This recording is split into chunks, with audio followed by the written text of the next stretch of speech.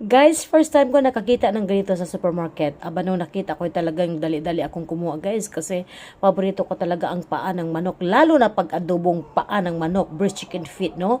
So, ayan, naging curious ako. At yan kasi ilalagay natin sa microwave.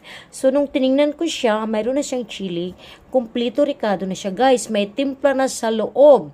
So, hindi ko alam kung ano ang lasa nito. Kasi first time ko nga makatikim nito. Ayan, tingnan nyo. Mayroon pa siyang slices ng chili, no? Sa nakikita nyo. Tapos, orange yung kulay niya. So, hindi siya matatawag na adobo, 'di ba? Kasi ibang klaseng pagkaluto. At saka ayan na, nung nilagay ko sa microwave, tingnan nyo, ay nakakalaway, guys. Actually, hindi ko pa siya talaga natikman.